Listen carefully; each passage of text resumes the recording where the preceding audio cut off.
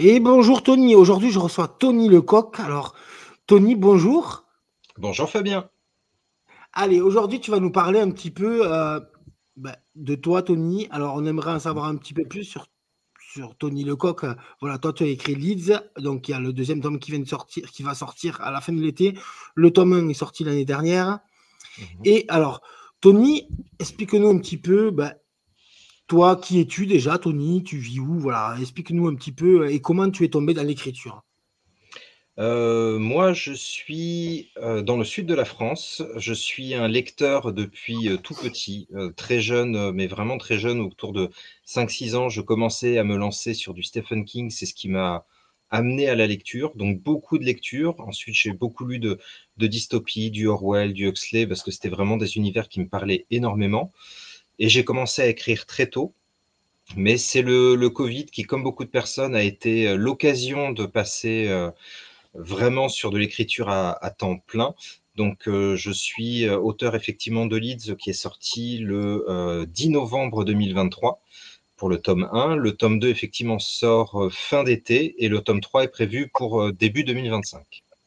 D'accord, voilà. Donc, et toi aujourd'hui, voilà, donc je dirais, alors comme tu nous as dit, le Covid, encore un fait marquant dans la vie des gens, voilà, des 10 dernières années. Et c'est ce qui t'a permis aussi pendant le temps libre que tu as eu donc pendant le Covid, de pouvoir te consacrer à l'écriture, c'est ça? C'est ça. À la base, j'écrivais toujours, mais c'est vrai que le Covid a vraiment été l'occasion de me poser, de prendre le temps d'écrire autant que je souhaitais. Bon, je suis papa, j'ai des enfants et une compagne, donc j'essaie aussi de préserver du temps familial, mais je me suis rendu compte que je voulais transmettre quelque chose de mieux que ce que je faisais. J'étais commercial à l'époque et c'est pas quelque chose qui me semblait être un héritage forcément incroyable. Mais je racontais et j'inventais beaucoup d'histoires pour mes enfants. Et à côté, j'écrivais des petites nouvelles pour moi. Et ma compagne m'a suggéré de faire plus que des nouvelles. Et donc, je me suis lancé vraiment sur un roman avec une thématique qui m'intéressait énormément. Donc, la place des réseaux sociaux et la domination un petit peu que ça a créé, la mainmise que ça avait sur notre société. Donc, c'est vrai que ça a été une source d'inspiration. Ma compagne m'a beaucoup poussé. Et donc, je me suis vraiment lancé à partir de là. Et depuis, j'ai suivi des cours d'écriture, j'ai suivi tout un tas de certificats pour être à même aujourd'hui de faire des ateliers, de mener des ateliers d'écriture pour des élèves. D'accord, voilà. Donc aujourd'hui, tu as changé de domaine professionnel, en fait, c'est ça. Alors, je suis toujours conseiller commercial, mais je passe une grande partie de mon temps à l'écriture, que ce soit à titre personnel ou dans des ateliers, parce que c'est vraiment ce qui me motive. D'accord, voilà. Donc voilà, aujourd'hui, Tony, voilà, t'es tombé ça parce que c'est quand même une passion que tu as Ouais. depuis tout le temps, quoi. Finalement, l'écriture, voilà, c'est ça. Et du coup, alors, tu parlais de Orwell, etc. Donc, toi, ton univers aujourd'hui, présente-nous un petit peu ton univers. Alors, moi, si je peux dire un mot, ça serait une dystopie réaliste, on va dire, je pense, hein, dans Oui. cette. Alors, On peut c'est pas. une dystopie légèrement futuriste, puisqu'il y a des éléments qui amènent à penser à un futur relativement proche. Mais c'est vraiment une dystopie centrée sur un réseau social unique qui domine le monde et qui détermine la place de chacun. À partir de l'école, tous les enfants sont mis dans une même école qui s'appelle l'institution. Et à la fin de l'institution, les enfants devenus adultes ont une place qui leur est attribuée. Ça va être soit des ouvriers, soit des leads, donc des influenceurs de haute renommée. Et le but des ouvriers va être le plus visible possible pour accéder aux beaux appartements, à tout un tas de services que seuls les plus réputés peuvent avoir. Et c'est la place qu'ont les réseaux sociaux pour définir en fait notre quotidien. Ce qui est écrit sur un réseau social et sur Internet devient la vérité pour tout le monde. Donc je suis vraiment parti sur ce principe-là pour étendre mon monde. Et ce réseau social, c'est une échelle, une hiérarchie pour tous. En fait, finalement, t'as écrit un petit peu à l'avance, puisqu'aujourd'hui, on est dans cette époque-là où tu vois bien que ce qui a marqué sur les réseaux sociaux, en grosso modo, les gens y croient finalement. Ah oui, et On puis on a, voit même une influence sur la politique aujourd'hui. Une personne, un voilà. politique qui est présent sur les réseaux sociaux arrive à s'imposer dans la vie réelle, entre parenthèses. C'est vrai que ce qui est écrit sur Internet est très peu remis en question. Et si vous arrivez à avoir le contrôle de tous les écrits sur Internet, bah, vous avez la vérité. C'est ça. Et du coup, alors bon, là, on parle, tu vois, on a parlé de la réalité, donc la politique et tout. En plus, c'est intéressant de parler de ton livre à ce moment-là, tu vois, avec les élections législatives qui Mmh. arrivent et on voit énormément de, tu vois, la place des réseaux sociaux dans la, comme tu dis, dans la politique et surtout dans les élections aujourd'hui qui influencent réellement un vote. Tu vois ce que je veux dire? Ah Est-ce oui, que bah, dans ton livre, tu parles de ça un petit peu? Alors, ce sujet-là, tu vois, que j'aimerais qu'on développe ensemble aussi, parce que toi, tu l'as sorti en 2023, ce livre. oui, tout à fait. J'ai commencé à l'écrire en 2021-2022 et je m'y suis réellement mis pendant 6 mois en 2022. Il est sorti en 2023. Parce qu'on a vu, alors, les premiers prémices, moi, je dirais, comment dire, de l'influence des réseaux sociaux sur des élections, du moins en parlant de notre pays, la France, ça a été l'élection d'Emmanuel Macron. Mmh. Oui. Je ne sais pas si tu es un peu d'accord avec moi, puisque tout le monde a dit qu'il a, même j'ai lu beaucoup d'études, comme quoi finalement les réseaux sociaux l'ont fait extrêmement grimper auprès d'une population jeune. En fait, normalement sur les médias qu'on appelle généralistes, à savoir, la presse ou la télévision, les candidats ont une obligation de parité. Ils ont tous l'obligation d'avoir un temps de parole équivalent. Sur les réseaux sociaux, c'est libre et donc plus vous êtes présent, plus vous êtes visible et on sait qu'à aujourd'hui, bah, il y a beaucoup de personnes qui se lèvent le matin, qui checkent leurs réseaux sociaux et le soir, la dernière chose qu'ils regardent, c'est leurs réseaux sociaux. Bah, si vous y êtes très présent, vous restez plus dans la tête des gens, vous marquez de votre empreinte et plus vous êtes visible, plus vous êtes, attachant, plus vous faites partie du quotidien des gens. Donc oui, c'est les réseaux sociaux aujourd'hui ont une part extrêmement importante. On l'a vu aux États-Unis, ce qui s'était passé avec le Capitole, de Trump, bah, c'est parti des réseaux sociaux où il y a tout un tas d'idées, qui se sont, mises en boule de neige et qui ont entraîné des gens derrière eux. Plus vous êtes visible sur les réseaux sociaux, plus vous avez une influence importante et aujourd'hui, les médias traditionnels seuls ne suffisent pas. Donc toi aujourd'hui, c'est cette thématique-là, un peu finalement lead, c'est cette thématique-là à la base. C'est Ouais, ouais, on a l'influence des réseaux sociaux, etc. On est pile poil dans ce que tu as écrit. Et alors toi, tu l'as écrit de quelle façon? Alors ça se passe en quelle année dans ton bah, livre, ça voilà fait à peu près. partie c'est un des grands mystères du livre puisque, sans en dévoiler, trop, la dystopie, part sur un monde qui nous est complètement étranger et de plus en plus dans la lecture, vous allez, trouver des raccords avec notre monde actuel. On va de plus en plus se dire: «Mais ça me fait penser à des choses qui sont chez nous» et effectivement, ça, se rapproche de notre monde donc c'est une des grandes questions, auxquelles le lecteur va, essayer de trouver des réponses. Où est-ce qu'on est réellement? Dans quelle année est-ce qu'on est? Est-ce que c'est si fantaisiste que ça? Ça f et dans le tome 2, on en apprend beaucoup plus et ça raccorde vraiment avec il y a beaucoup de questions posées dans le 1 qui obtiennent des réponses dans le 2. Donc en fait, voilà, c'est ça aussi. Et c'est ça aussi la petite mécanique et la magie que tu as mis un peu dans ce livre. C'est le fait que le lecteur, finalement, il ne sait pas en quelle année c'est. Et c'est à lui de se l'imaginer, finalement, tu vois.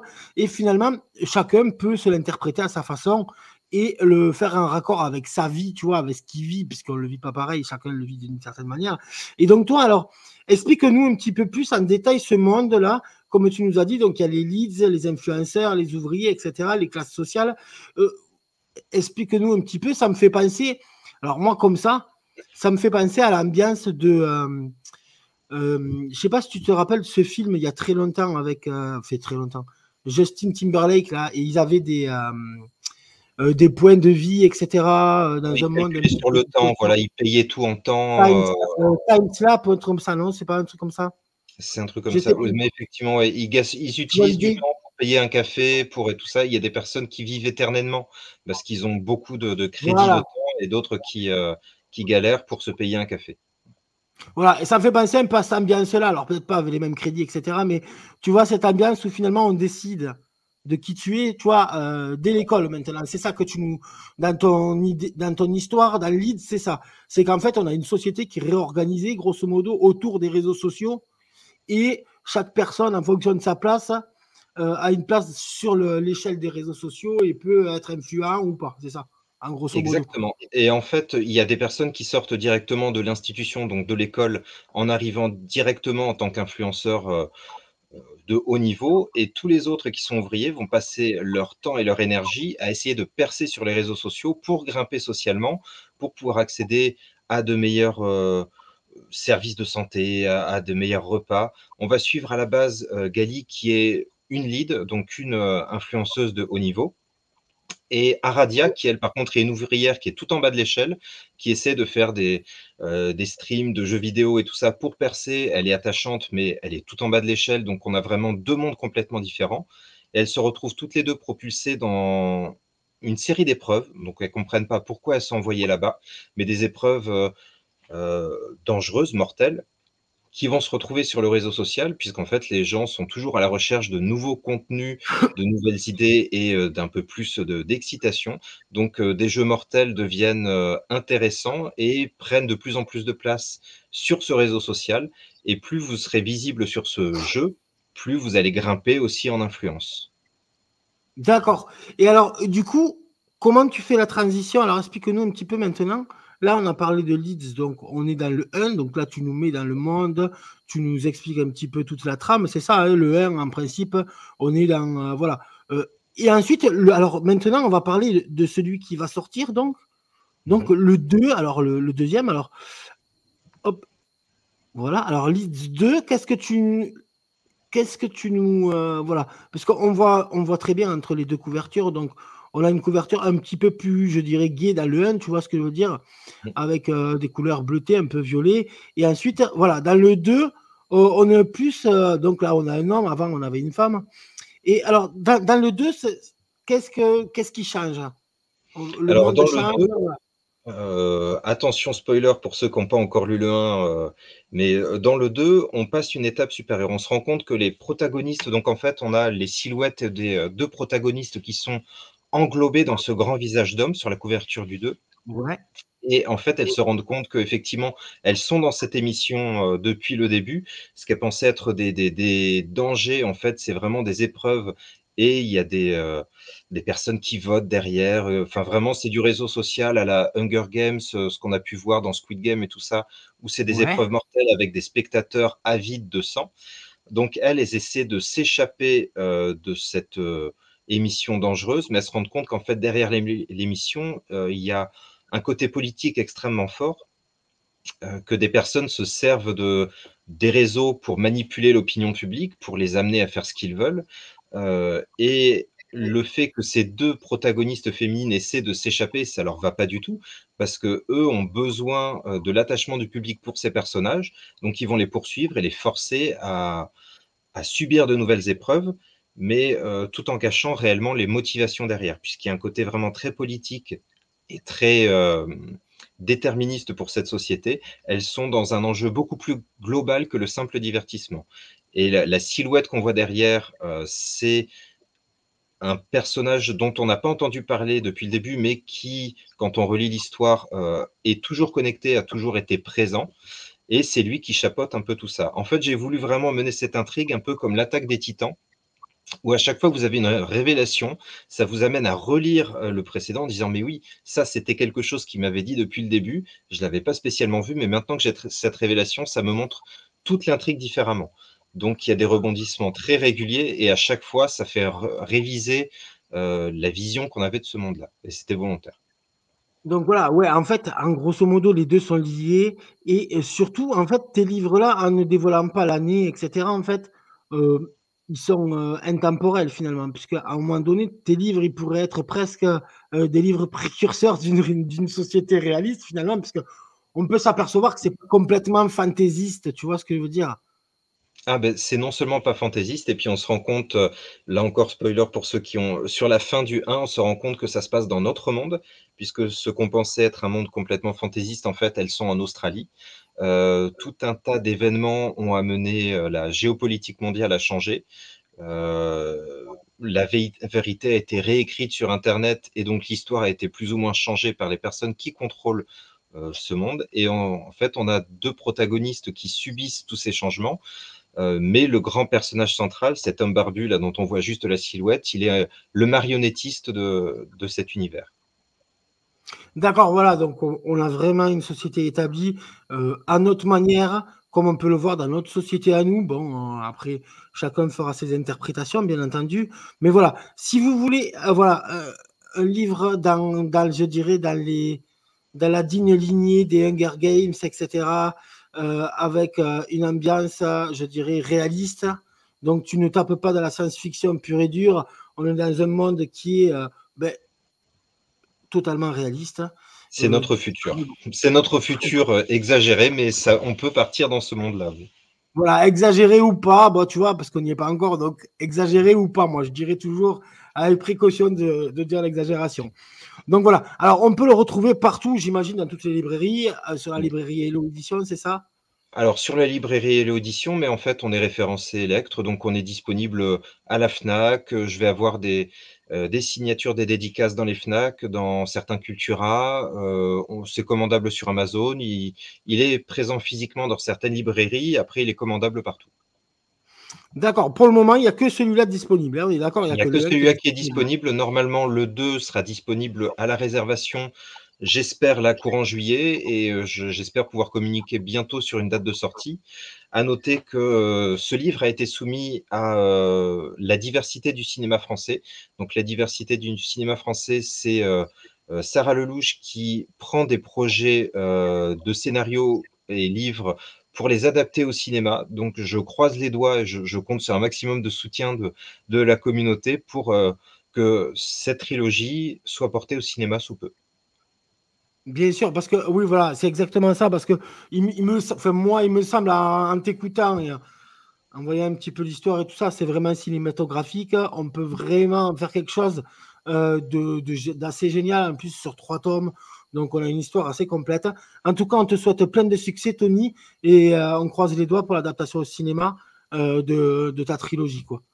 Merci beaucoup, merci Fabien, merci pour ce salon et merci pour votre temps. Eh bien, avec plaisir, Tony. Eh bien, passe une bonne journée. Ciao, ciao. Merci, à bientôt.